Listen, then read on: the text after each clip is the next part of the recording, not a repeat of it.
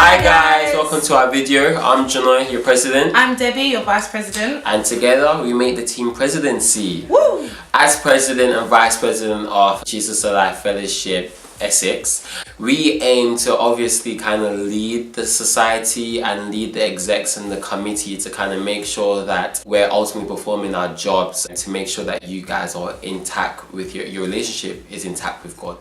This year we focused a lot on refinement and discipleship. In Malachi 3:3 it does talk about God actually wanting to refine us as silver, as a goldsmith will refine the gold and the silver, and it's a rigorous process, and one has to go through a lot of testing and a lot of trials to make sure that we can come to God sanctified, we can come to God clean, and just go before Him. So a key thing that Debbie said, it's all about a process. So with everything that we do in JAF, all the teachings, all the general meetings, etc., we want to kind of tear down all the misconceptions that people have of Christianity. That you can you can come to God basically perfect. You don't make yourself perfect. So we want to tear that down, and then we want to rebuild our structure. So tear down the old man and rebuild the new man.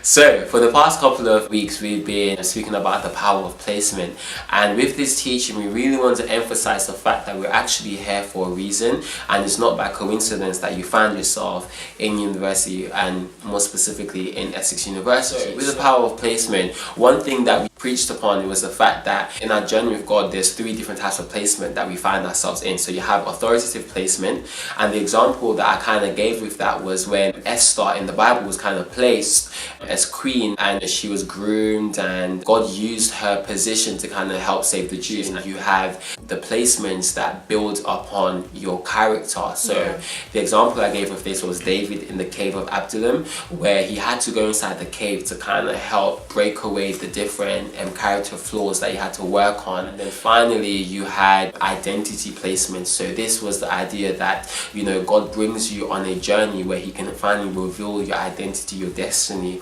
of why you're here. And within these placements it's very much important to kind of be obedient to it, because you don't want to stay in that placement for too long. An example is going to be in 1 Samuel when the prophet Gad said to David that he should not stay in the cave too long. So David realized that God had to do a work within him. So it's the case that we shouldn't stay in our placement too long, because we're needed to move on. It's a journey from going from glory to glory. It's all about levels and different dimensions. Yeah, so in the second part of the placement series we then talked about letting your lot go, and so I was speaking on the passage where Abraham and Lot actually separate, but again it was a process. We see it from chapter 12 to chapter 13. Abraham is still with Lot, his nephew. And I was asking God, why is it that it took so long for Abraham to separate from Lot? And God was just telling me that a lot of the times we forget that we actually have to go back to our secret place, and we actually have to go back to being in a place where we can commune with God, so that we can actually hear from Him. It says in chapter 13 that the first place that Abraham actually built his altar, a place where he can worship God and exchange with God, was actually at Bethel. Bethel being the house of God. So the Holy Spirit was just telling me that there's times that we're with God and our quiet time is amazing, but we end up sojourning is traveling in a place just for a short period of time. We end up sojourning into our place of Egypt, picking up things,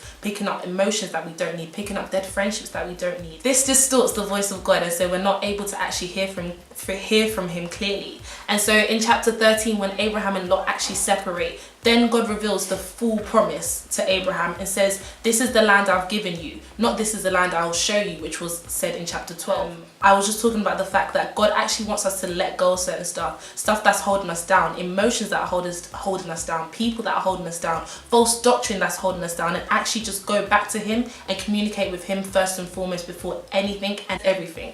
From what you can kind of gather from both series of the power of placement is that there really is like an importance when it comes to placement, and you shouldn't really take it for granted. So we kind of encourage you, that if you find yourself at the University of Essex, if you find yourself, in a place where you're kind of having to ask God why you're here, I always say that with a diagnosis always comes a solution. So if you realize why you're here, then you can have the, the problem or the solution, to to the problem.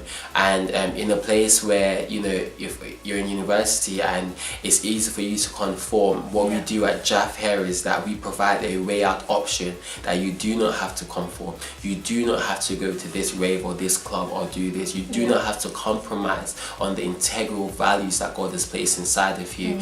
And we do that by just ultimately creating and cultivating a community. The rest of it is just for you to kind of buy into the process. All we can do is provide the space, and it's up to you to kind of take that space and do what you want to do with it and grow. If we think about back in the Bible, like, you know, God, he's given us a place at the table, and it's for us to kind of get that seat and sit at the table to dine with him, you know. And so ultimately we just want to dine with God, and we want to, you know, just be there for each other, and that's JAF as a whole. So we meet every Wednesday from 6:45 until 9 p.m.